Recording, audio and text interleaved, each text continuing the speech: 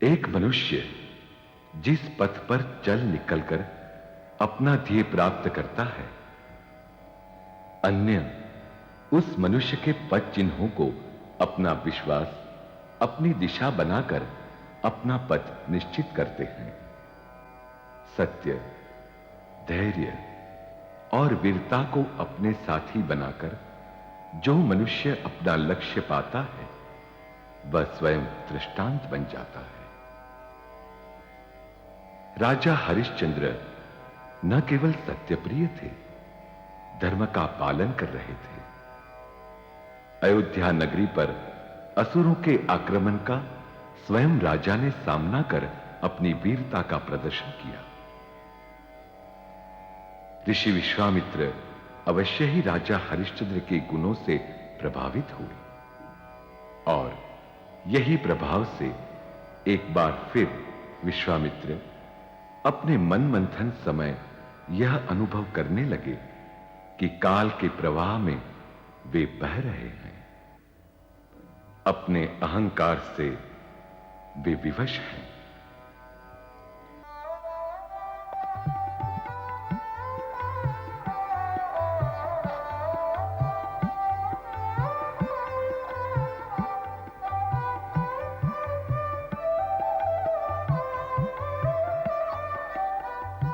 पिताश्री, आपको प्रिय कौन है?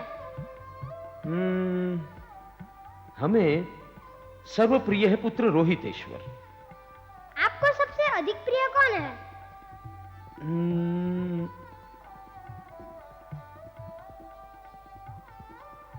आपने बताया नहीं कि आपको सबसे अधिक प्रिय कौन है। पहले आप बताइए, आपको सबसे अधिक प्रिय कौन है? हमें सबसे अधिक प्रिय है आप। नहीं, आप नहीं, माँ, माता। वैसे आप भी तो हमें प्रिय है। हमें भी वही प्रिय है जो आपको प्रिय है। हमें भी वही अधिक प्रिय है, अपने आप से भी अधिक। वैसे आप भी हमें प्रिय है पुत्र रोहितेश्वर। आप वही शब्द दोहरा रहे हैं जो हम कह रहे हैं। तो क्या हुआ, एक ही बात दोहराने से प्रियता बढ़ती है। मैं फूल लेने जाऊं पिताश्री? अवश्य।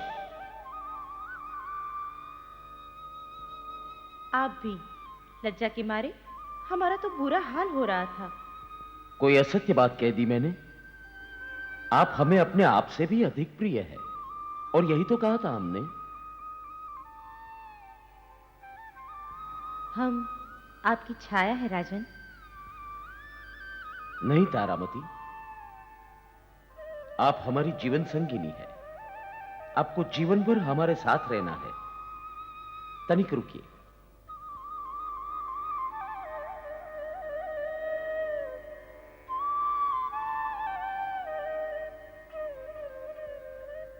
जिस तरह इन फूलों के साथ सुगंध जुड़ी हुई है, उसी तरह आपको भी हमारे साथ जुड़े रहना है। अवश्य। लीजिए, यह आपके लिए। इतने सारे फूल आप हमारे लिए लाए हैं? जी हां। किंतु रोहित भी फूल लेने गए हैं, उन्हें क्यों जाने दिया? फूल लेने ही तो जाने दिया है।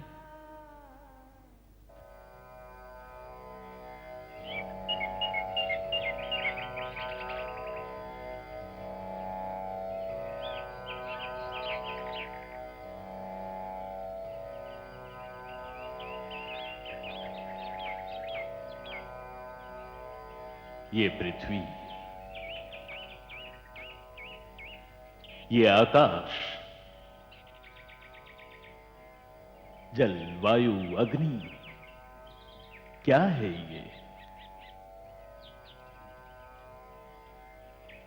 मनुष्य जीवन का अंतिम सत्य। इससे अधिक और क्या हो सकता है? हम क्या सिद्ध करने का प्रयत्न करते हैं? जय पराजय का हर्ष शोक क्यों? सर्व नियति विदित है, तो परिणाम और लक्ष्य क्या है?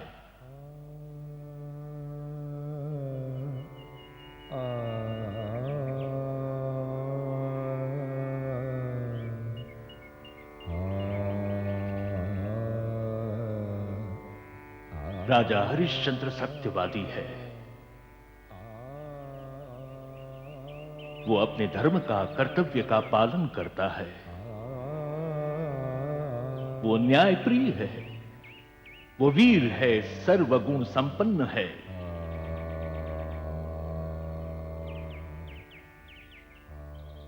हे विश्व विधाता, ये क्या लिख दिया तूने मेरे भविष्य में? जब राजा था तब तपस्या का मोह उत्पन्न हुआ।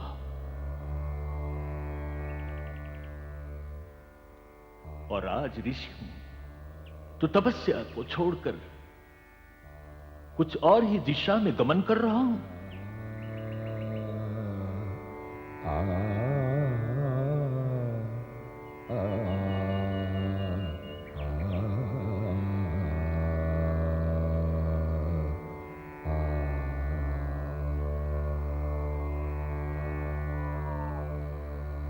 राजा हरिश्चंद्र की सत्य परीक्षा के लिए मुझे शक्ति मिले, किंतु आज कुछ ऐसा प्रतीत हो रहा है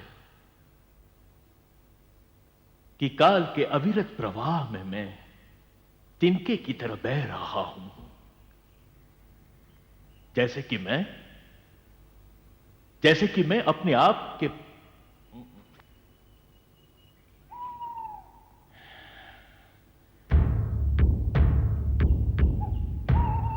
हे काल चक्र,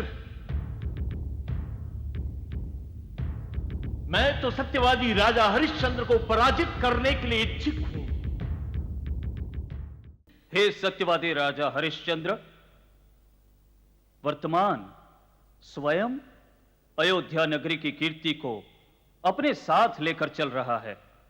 धर्म के आगे सर्व एक समान है, यह सिद्ध हो चुका है।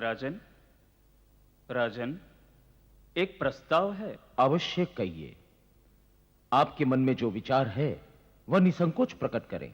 राजन, ये आदर्श समय है राजसूय यज्ञ के लिए। राजसूय यज्ञ? हाँ महाराज, जिस राज्य की प्रजा कलयुग के लक्षणों को दुत्कारने को समर्थ है, उस राज्य के शासक राजा को आवश्यक है कि वो दूसरे राज्यों की प्रजा तक धर्म की ज्योति को ले जाए और सबको प्रकाशित करे ज्ञान और धर्म के प्रकाश से।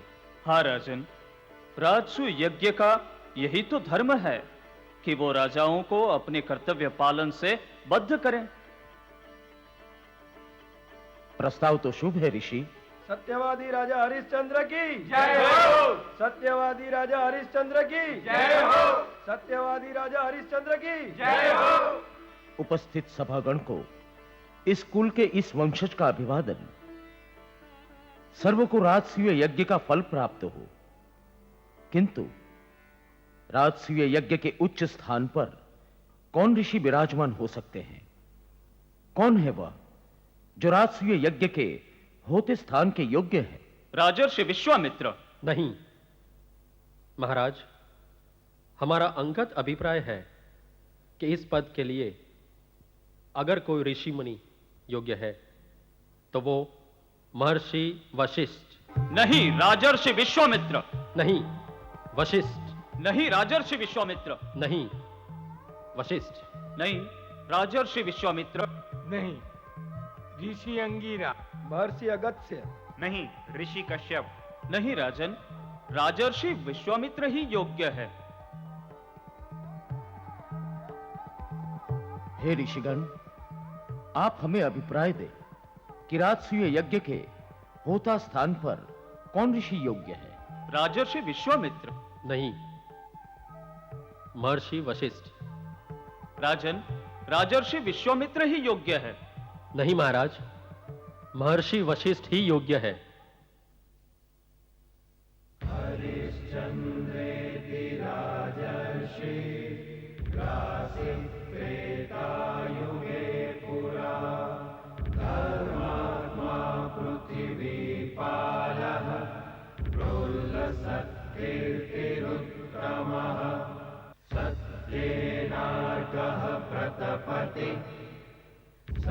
राजसूय यज्ञ के होता स्थान पर विराजमान होंगे महर्षि वशिष्ठ,